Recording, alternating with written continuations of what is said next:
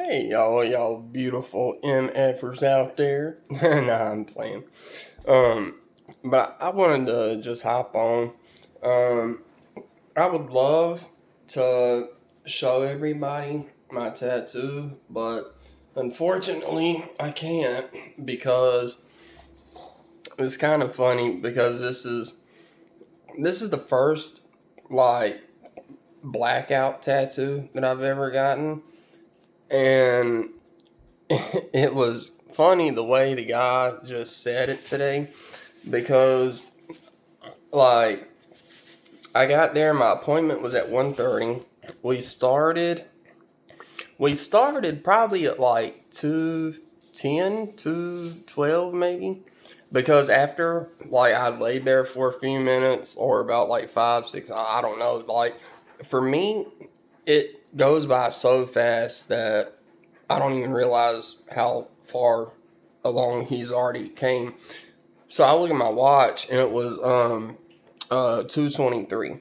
So I was like, okay, well we'll just say that he started at 2:10, and then he was fully finished by I would say 4:40, 4:45 because he had another appointment at 4:45 or 4:30 because when we were there, he got a knock on the door, and it was some young high school kid who just came in for a haircut. And he was just like, "Yeah, I already told your mom that I was running behind." He was like, "If you don't mind sitting," he was like, "Might be about." He's like, "It'll just be 25 minutes." He was like, "Really sorry about that," but long story short, like the kid ended up leaving, so me and him got to chat a little bit more. But this guy is like really, really cool. There is I'll just go ahead and say it. There's, everybody knows Mr. Beast, especially if you're 15 and under. Like, he is probably one of your idols and heroes. Well, this guy, he literally works with all of Mr. Beast's staff.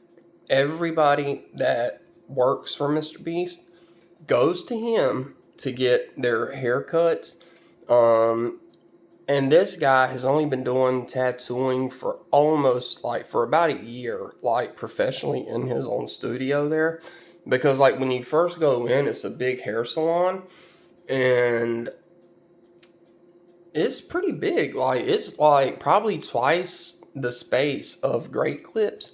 And so when I went in at first, he was like, "Yeah, if you don't mind, give me like 5 minutes." He was like, "I'm cleaning up some stuff," and I was like, "Yeah, that's fine. Take your time." And then he comes out and he has four different of my tattoos printed off, small to large.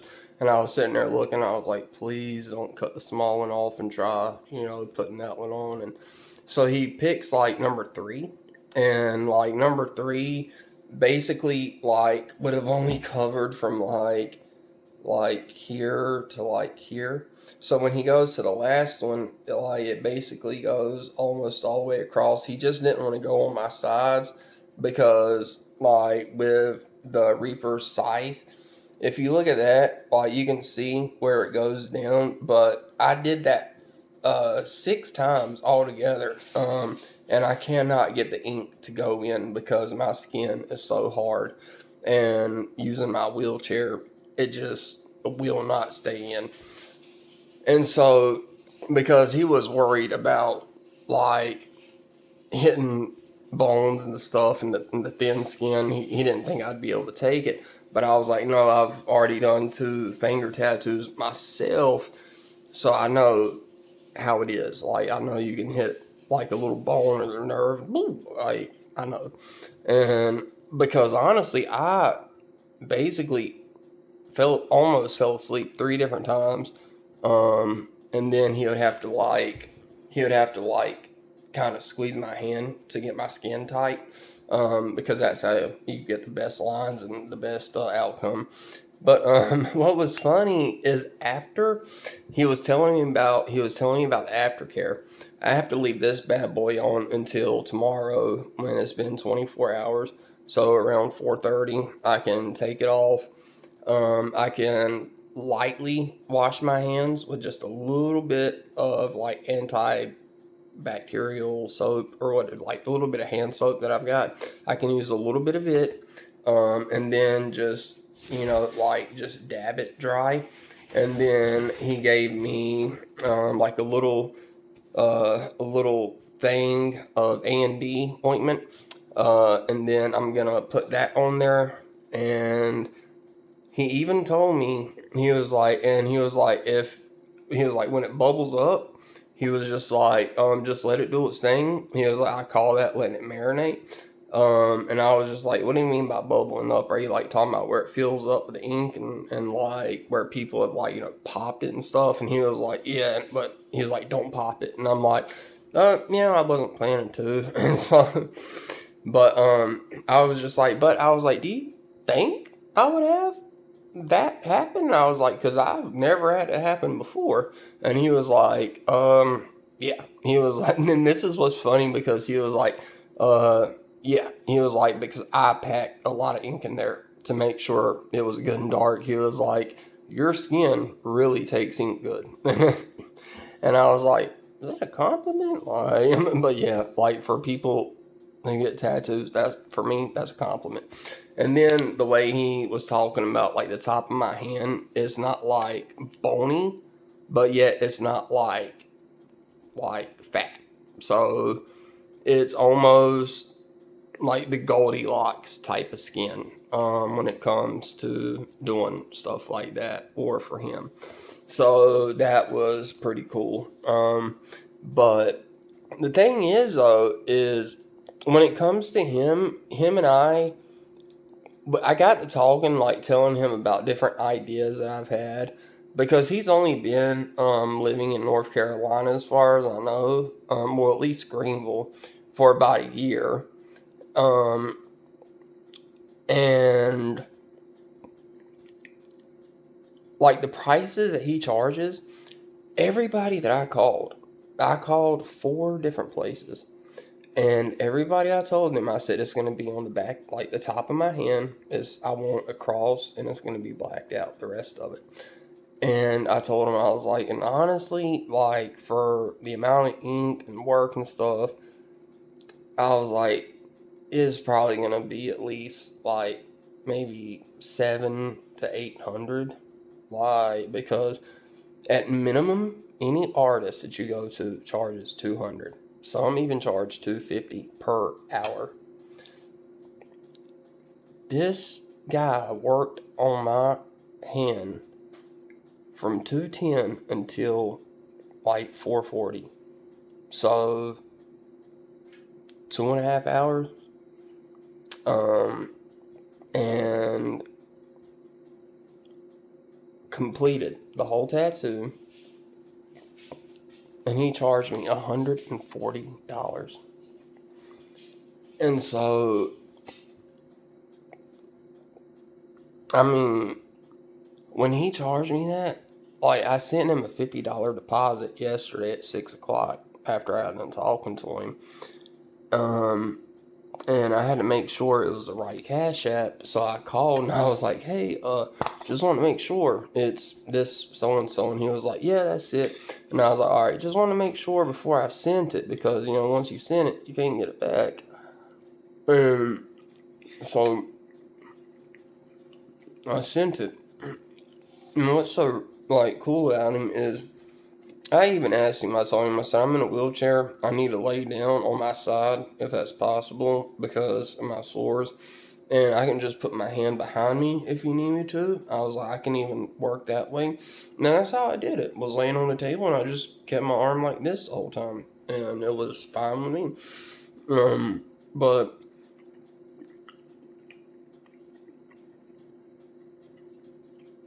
worked out so well. And why I automatically had like a lot of respect for this person is because he got my wheelchair out of the back of my car for me, and then helped me like around and to the curb to get up like onto the sidewalk.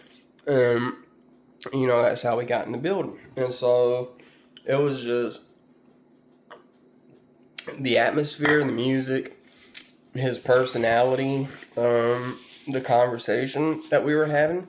Like when he was doing my tattooing and stuff, he would put his headphones on because he had to like get in the zone, and you can't really do your best kind of work if you're talking the whole time. And if you have me sitting there, I won't shut up. So I was like, yeah, man, just do your thing. If you need something, just let me know. Other than that, I'm just on STFU and close my eyes. And so, yeah, I literally laid there the whole time just singing like Red Hot Chili Peppers because that was on a lot of the time.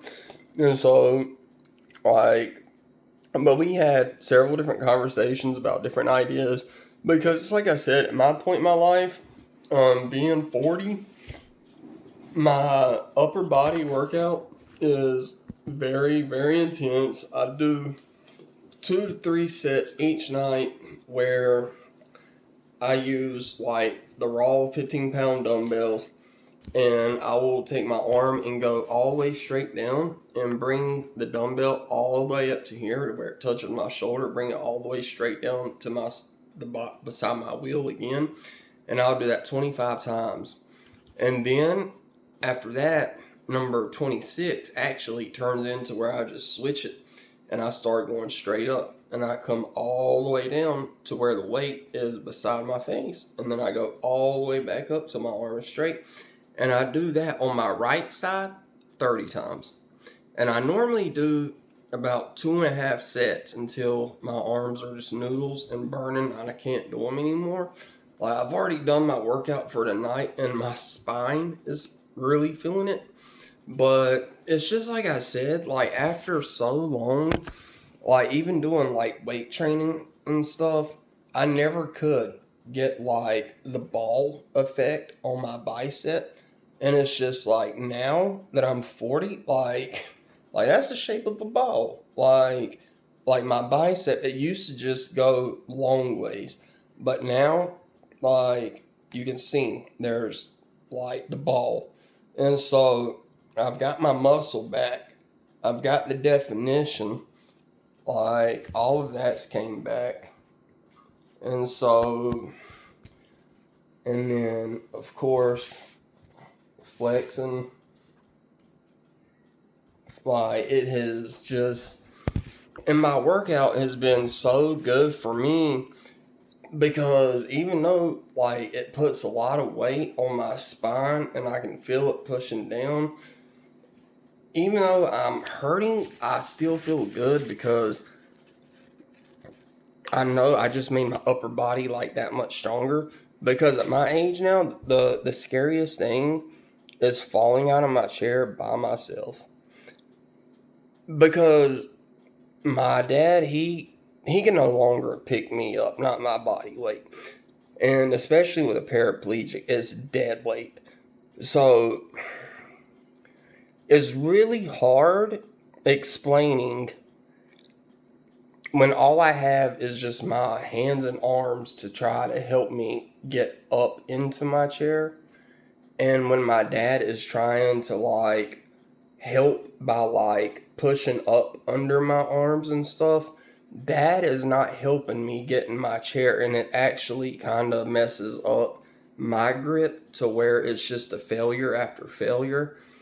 And I understand that like 2 feet isn't that high, but when you're sitting flat on the floor trying to get your butt up that high, like I have a friend in Alaska and I'm pretty sure he could do that because his paralysis line is actually, I think, a little bit higher than mine. So when he does his transfers, his butt comes up a little bit higher because he puts his head for like more forward. And just by putting your head more forward, it automatically brings your butt up higher. But when I do that, I get so nervous that I mess it up. Like it's just inevitable. I like, even though I have done it several times before, like in front of a PT, because that's how I was able to finish outpatient rehab. And then where I've done it like in a video on my YouTube channel where I was like, this is what it's like from getting from your chair to the floor and then from the floor back into your chair. I was able to do it then, but that was in like 2019, 2020, six yeah, at least 6 years ago when I was 34. And also I was living in Alaska and my house was set up a little bit different and it made it a little bit easier for me. But here is literally just me and the floor. If I get on that floor, I have no way to get up. And that's what I was explaining to my new like with Garrett. That's his name, Garrett. He literally looks like a doppelganger of Aaron Rodgers, the quarterback who played for Green Bay. So he's like the Aaron Rodgers of tattoos, but like he's really cool. But like the reason I'm mentioning him is because the chair the that I was laying on, it was all flat. There was 3 sections to it, and the whole thing does a 360 swivel. Not just that, but like you can sit the back up like a chair. But I just had it laid flat the whole time because, like, again, I needed it to be laid down so I could lay on my left side. And he helped me like with my legs. I was like, whenever I like turn to get on my side, if you will, just kind of like help me with my legs and then pushing back. And he was so nice and helped me with that and got him in place. Made it to where, they were comfortable, where they weren't going to fall off or nothing.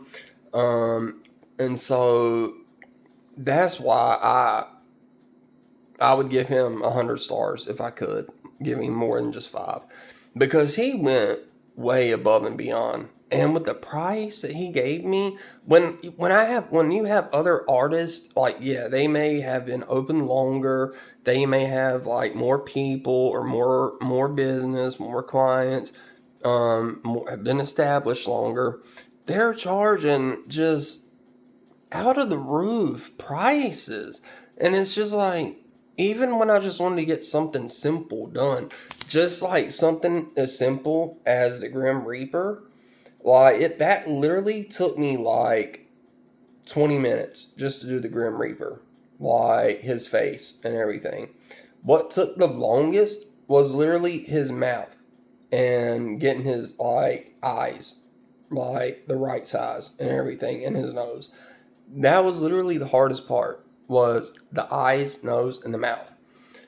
And it's just like, for something like this, if you wanted to get that done at a studio, you would be paying $200, because the least amount of time you can book for is 1 hour.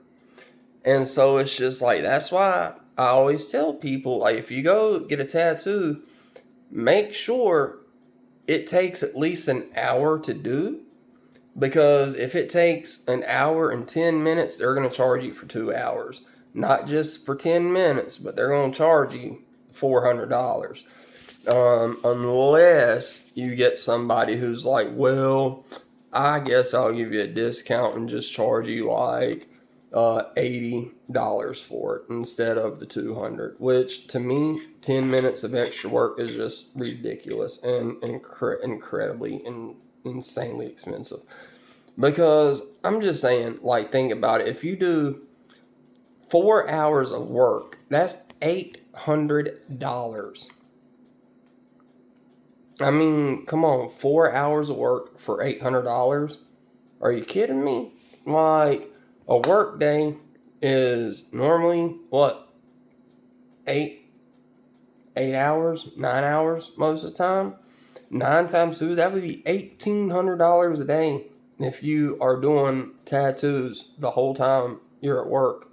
Or if you're just working 9 hours out of the day doing tattoos, charging $200 an hour, that's $1,800 a day. Like, even if you just worked 3 days a week, that's $3,600. Or Let me see. Hold on a second. 18 and 18. No, that's 32. That would be 48. Yeah. Wait, shit. Hold on a second. 8, 16, 24. Fuck, man. I'm 18 and 18. It's 36. 36. Oh, that'd be 52. So, $5,200 just with fudge. Well, that amount of time, that's just crazy. 9 hours of work, that's $1,800. That's just crazy. And like, because I was telling him how this tattoo I paid for, I gave a girl $550 for this one, and I'm not gonna lie to you, she messed up. It was a mistake, but it's a big mistake, and the only way to fix it, I would have to ruin half of it. And the half of it that would have to be ruined is what I think is so awesome about it. All of those scales. All of that. Like, and let me see. That alone, yeah, pretty much all of that would need to be, like, taken away. All of this. Because when you look at it, the dragon's head, it's like this, right?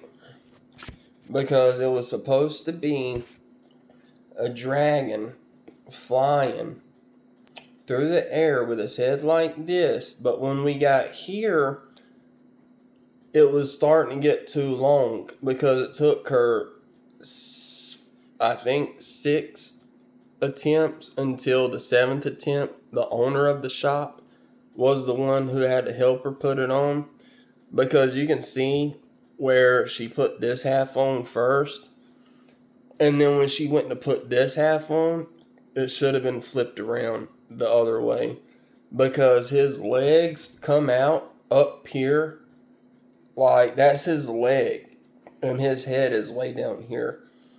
And then at the bottom, he was supposed to be like, these are supposed to be like clouds that he's supposed to be like standing or flying out of, but yet his legs are up here, like up here, not down here. So, yeah, that's one thing I haven't told many people about. And if you don't stare at it long enough and notice it, it's unnoticeable.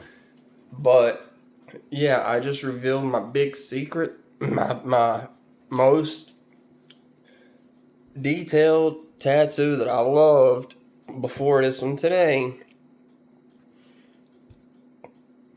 was totally messed up by accident.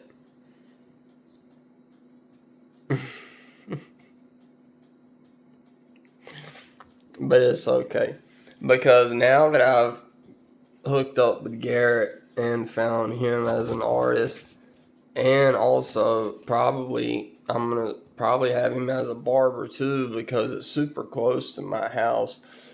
I have quite a few, like the idea that I have for this, for my tattoo here, is either gonna be a Buddha or an ancient Taiwanese type warrior mask.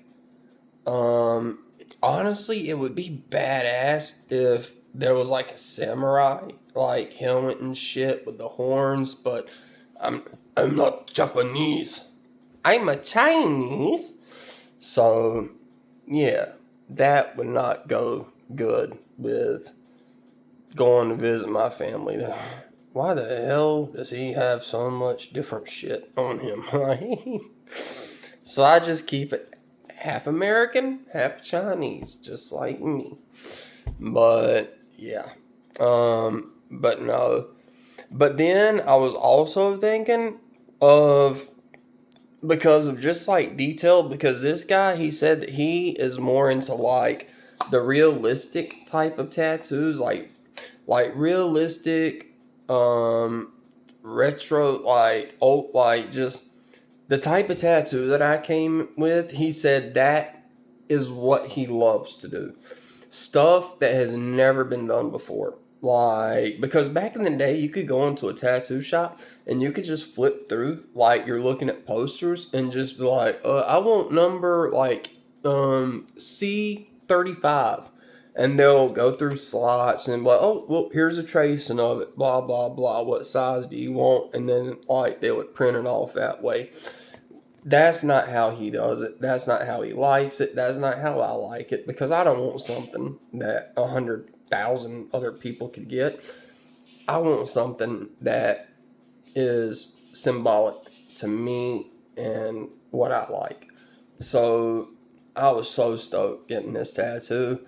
And I'm not going to lie, when it does come to the part of the cross, not where it goes up and down, but where it goes horizontal, I'm probably going to have to get him to feel that in a little bit more, because it is a little bit like bigger than the width of the cross. And it's not supposed to be. It's supposed to be just a slim. So that part I probably am going to have to get him to fix. Or I am going to get him to fix. And then there was a couple of other little details, but I realized that it wasn't his mistake, that is just what ChatGPT came up with, because it didn't exactly do the same amount of designs on each side, even though from a distance it looks like it is. But when you get up and you start paying attention, some up, like there's two big ones that go up, and then there's like two or three small things that come off of it. On one side all three come up, and on one side there's like two that come up. So yeah, but still I'm cool with that, because the cross is perfect. It's the cross that I drew myself, and it's like I said, the cross is perfectly unperfect, just like me, because my body is broken and parts of my life are broken. So therefore, even though I am not, a perfect or a really good image, I guess, to look at, but that doesn't mean that I'm still not 100% like as lovable as everybody else in the world. So that's a pretty cool way to look at it. Because that's how I have to look at it. Because I am lonely. Everybody would love to have a companion. And he even wants to help me create my own site or app. When it comes to finding other individuals that may be in a similar situation and looking for friendship, companionship, and stuff like that. And you just can't find that on Tinder or even Facebook, that dating site thing. Like, there's so many people that I've supposedly like matched with, but as soon as I tell them, hey, I'm in a wheelchair, like, they don't say nothing. Like, I was actually having a decent conversation with this one lady last week, and which was very surprising, because the very first message I sent her was, hi, I just wanted to say, hello, and comment on this photo, because she had a beautiful smile. And I even let her know, I said, if you wouldn't mind speaking to somebody who's in a wheelchair, I'd love to hear back from you. And she responded and was like, yeah, I don't mind speaking to you. Like, I actually went through your profile. I know, you're in a wheelchair, blah, blah, blah. And we spoke and we had great conversations. And then she just disappears. So once again, peace. Like, but yeah, that's it. So if I don't come up with like a dating app for disabled people, then I don't know who else will, because there's not one out there yet. I mean, they got the FetLife site that you can go to because somebody was like, hey, try FetLife. But then come to find out, that's like a group where people are like into kinky shit and BDSM and being tied up. And it's just like, look, I can't use my legs already. If you tie my hands up, I'm going to get pissed. Like, unless it's the right environment per se, with the right person and the right activities. But yeah, you're not gonna get me on a site where it's into like kinky shit and have me tied up with a ball gag in my mouth. No diddy here, bro. Like, And if you're wondering, it's sesame chicken my dad made. It's very good. Like, it's hot and spicy. Like, this is what it looks like. I know it doesn't look the best because it was cooked earlier today while I was getting my tattoo. But I'm eating it now and it's bomb. It's still good. It's wonderful. But yeah, that's it. Other than that, dude, Garrett made me do my Elmo impression for him. Because I told him about my idea for that channel. So, of course, he wanted to hear my impression. And when I did that, he was like, oh my god, dude, you sound just like him. And I was like, bro, that's all I need to hear, man.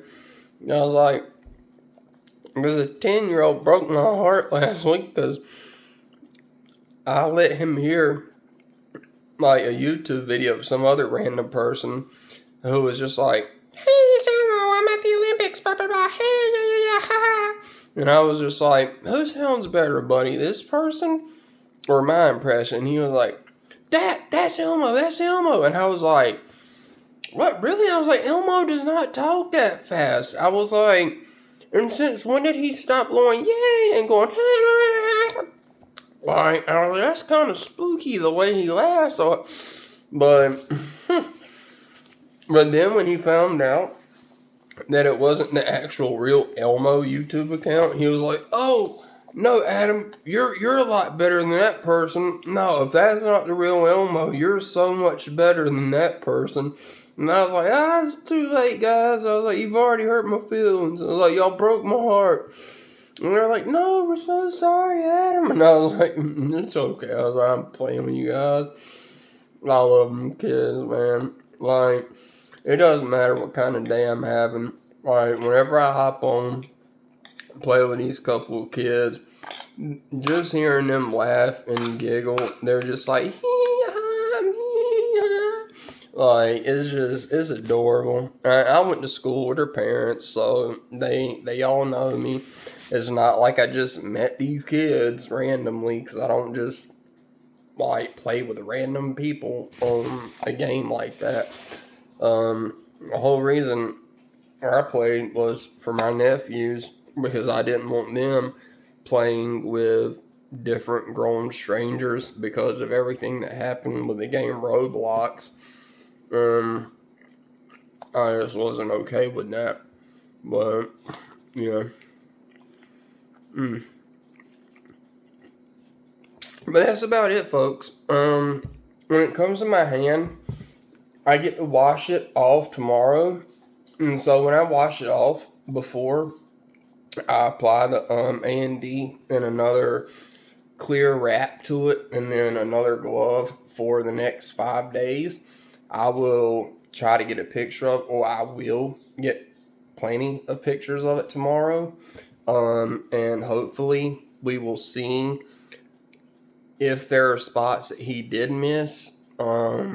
And we'll just go from there, because it's going to take probably 2 weeks for it to heal, and maybe 3 before they can do touch-ups, or before he'll do a touch-up. But yeah, got my tattoo done today. Got my workout done for the night. I just gotta let my dog go pee. And then I'm gonna call it a night. Because tomorrow is a very special day for my youngest nephew. He's graduating his 5th grade, which is awesome. But another thing that he has no idea about is that he is receiving an award, a very special award. They only give it to one person each year, and it is for being the kindest, nicest, most caring, and most helpful person in the entire grade. And my nephew won by a landslide.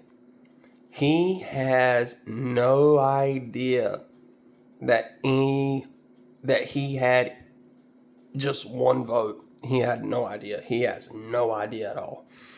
So I cannot wait until he gets that award, because Uncle is going to take him out to any restaurant that he chooses. It can't be a restaurant that has shellfish, because unfortunately my sister is allergic to it now. So I can't take him to a seafood broil. But I can take him to like Red Lobster, because my sister can order other stuff there, and he can still order lobster. But yeah, I have so many reasons to be freaking happy right now, and I'm very happy. I'm very content right now in this moment of my life, and I just had to share it with everybody. I know people won't watch even half of this, and I'm so sorry that this video has been so long. But I love y'all. Y'all have a wonderful rest of the night, day, wherever you are. Love all you guys. Talk to you later. Bye-bye.